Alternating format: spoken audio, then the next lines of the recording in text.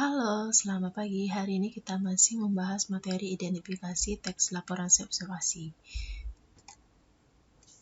Oke, kita langsung saja ke intinya. Jadi kemarin sudah jelaskan secara singkat jenis-jenis paragraf. Kita bahas satu persatu dari paragraf deduktif ya.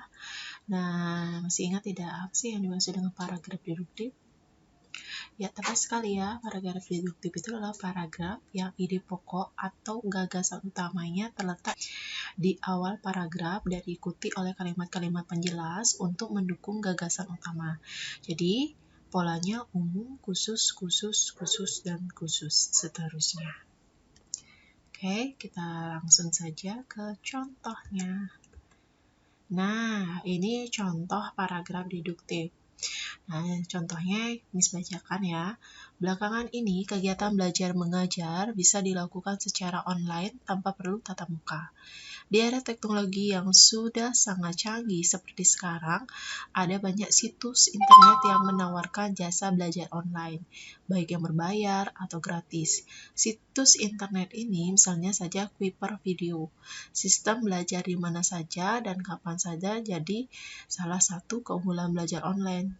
Kamu pun bisa memilih mata pelajaran apa saja sesuai yang hendak dipelajari saat itu, mulai dari fisika sampai bahasa Indonesia. Sudah jelas sekali di mana paragraf deduktif itu pasti di awal paragraf. Ya, kita baca di kalimat utamanya ya, kalimat utamanya yang ini. Belakangan ini kegiatan belajar mengajar bisa dilakukan dengan secara online tanpa perlu tatap muka. Nah, ini sudah jelas sekali. Ini dia bersifat umum.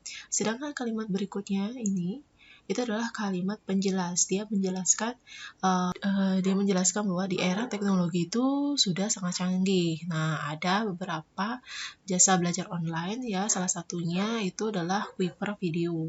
Dia menjelaskan apa saja keunggulan dari Kuiper Video tersebut. Oke, sudah paham? Oke, kita lanjut saja ke paragraf induktif. Paragraf induktif ini adalah paragraf yang kalimat utamanya terdapat pada akhir kalimat. Jadi polanya khusus, khusus, khusus, dan umum. Nah, salah satu contohnya seperti di slide, Miss bacakan, belajar dengan sistem SKS alias sistem kebut semalam bukanlah hal yang patut dicontoh, apalagi kalau esok harinya adalah hari ujian. Akibat yang bisa dirasakan adalah rasa kantuk ketika sedang mengerjakan ujian. Maka itu, persiapkan diri dan mulai belajar sejak jauh-jauh hari sebelum waktu ujian tiba.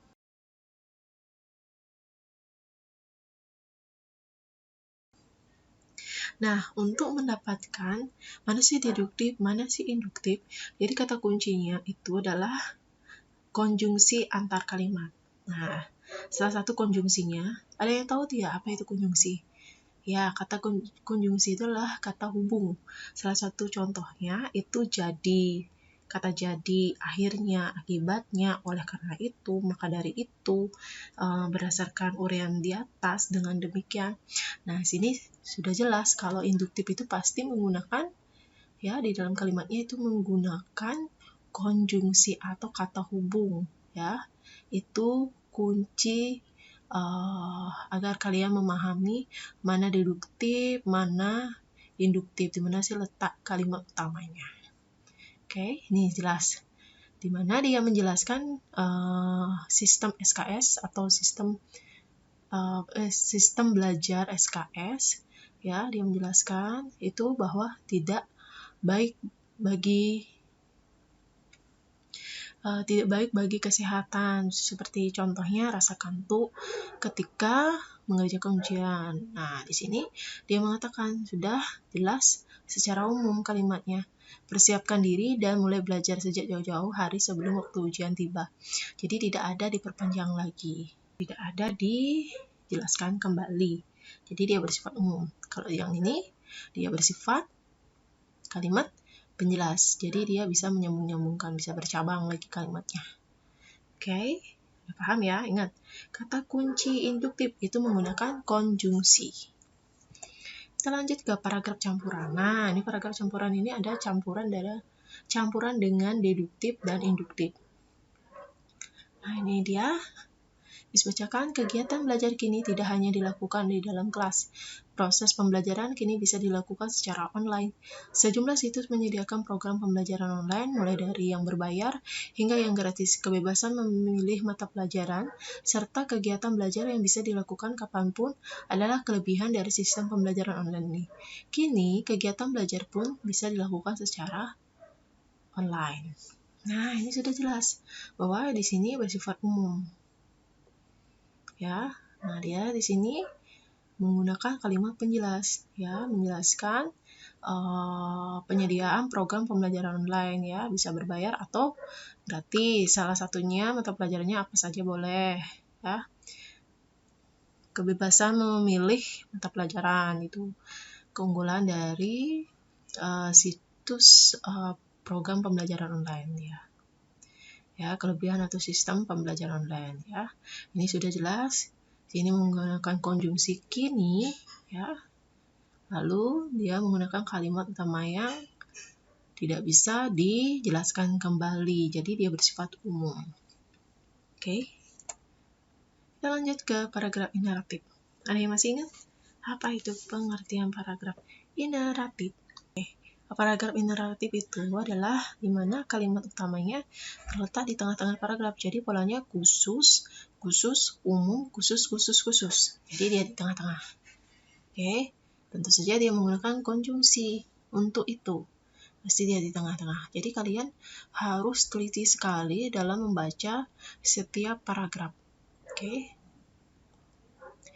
Ingat, kalau dia mengatakan khusus itu adalah kalimat penjelas. Ya, kalau umum itu kalimat utamanya. Oke, nah di sini letak kalimat utamanya, ya, di tengah-tengah. Nah, dia menjelaskan di mana literasi media patut diberikan kepada khalayak awam di negeri ini. Nah, dia dilanjutkan nih, sebab dengan adanya literasi media, masyarakat awam bisa lebih pandai dalam menentukan mana berita yang benar, mana berita yang tidak, sehingga khalayak awam tidak perlu kebingungan lagi. Nah, dia menjelaskan di sini, ya, menjelaskan bagaimana literasi media, di mana masyarakat awam yang lebih pandai dalam menentukan sebuah berita. Ini dia menjelaskan informasi di internet, ya. Oke, sudah jelas ya? Jelas ya. Nah, di sini paragraf naratif. Ada yang masih ingat apa itu paragraf naratif? Paragraf naratif itu adalah pikiran utamanya menyebarkan seluruh paragraf yang tersirat pada kalimat-kalimatnya. Jadi, setiap paragraf langsung disimpulkan. Seperti contoh di dalam slide. Nah, di sini Miss bacakan ya. Matahari belum tinggi benar. Embun masih tampak berkilauan. Warna bunga menjadi sangat indah diterpa sinar matahari. Tampak kupu-kupu dengan berbagai warna terbang dari bunga satu ke bunga lainnya. Angin pun semilih terasa menyejukkan hati. Nah, di sini kalian sudah membaca satu paragraf ini, pasti kalian harus dapat menyimpulkan apa sih pesan yang tersirat di dalam paragraf tersebut. Jadi kalian harus menyimpulkan tentang apa sih. Nah, seperti contoh di dalam slide itu, di sini menggambarkan suasana pada pagi hari yang cerah. Di dalam teks, ya, apapun teks itu biasanya yang keluar itu adalah paragraf deduktif atau induktif saja. Untuk paragraf campuran, paragraf ineratif, paragraf naratif itu jarang sekali kita temui di dalam teks, ya.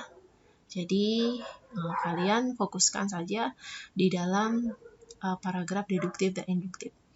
Sekian penjelasan Miss, semoga kalian memahami tentang jenis-jenis paragraf, di mana kalimat utamanya, di mana kalimat penjelasnya. Semoga kalian pahami. Miss tutup dengan Prama Santi Om Santi Santi Om. Terima kasih dan selamat pagi.